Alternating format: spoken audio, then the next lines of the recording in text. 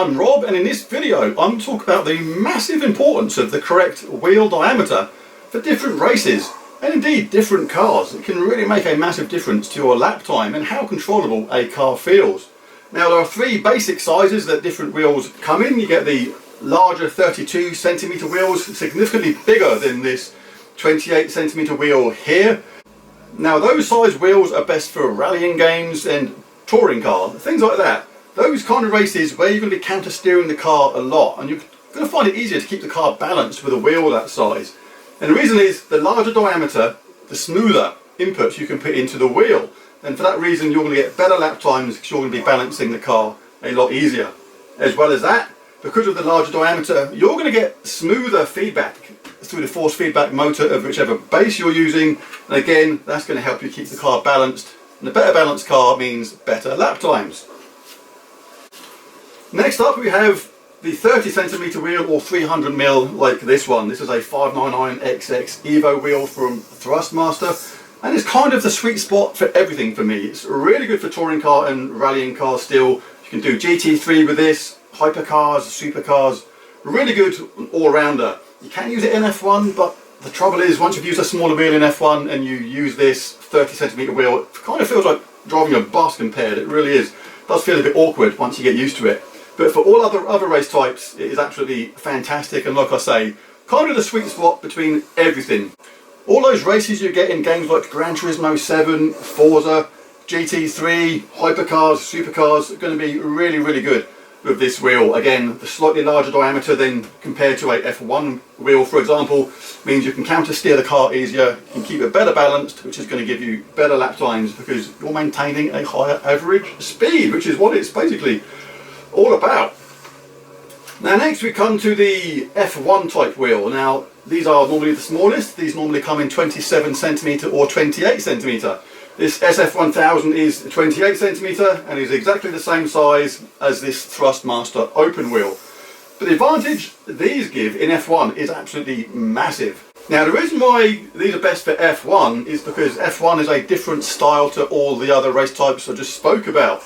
But F1, if you're drifting and sliding around corners, you are definitely doing it wrong. You don't want that. F1 is all about making quick, precise inputs with the wheel, and the smaller diameter, the quicker this happens. If I'm going to move the wheel from, say, the 10 o'clock to 4 o'clock position and then back again, it's that much with this wheel. My arms and hands barely moved.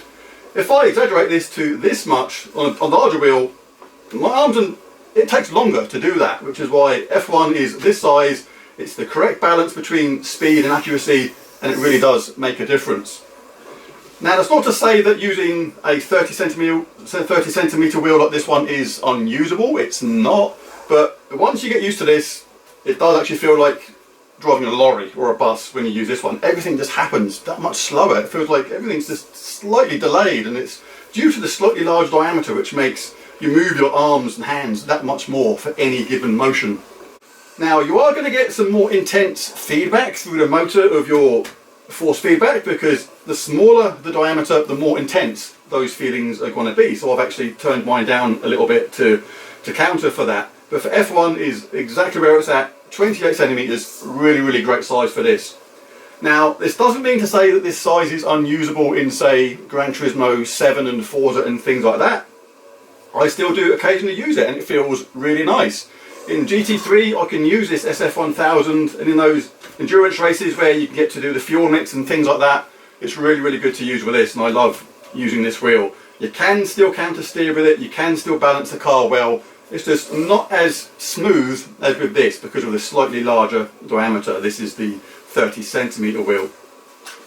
What I will say is, I much prefer the 30 centimeter wheel for games like Assetto Corsa and Assetto Corsa Competizione, because they are much more sim racing style games than Gran Turismo and Forza, which are a kind of blend of sim racing and arcade for me. They're kind of in the middle. They're neither one nor the other, but they're definitely not full on sim like Assetto Corsa Competizione, for example.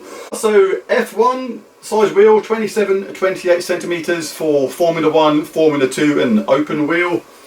This for pretty much everything apart from F1 if you can avoid it, because the smaller wheel really does make a difference. But the sweet spot for just about everything for me, and the larger 32cm wheel if you're really after those perfect rally times and touring car races.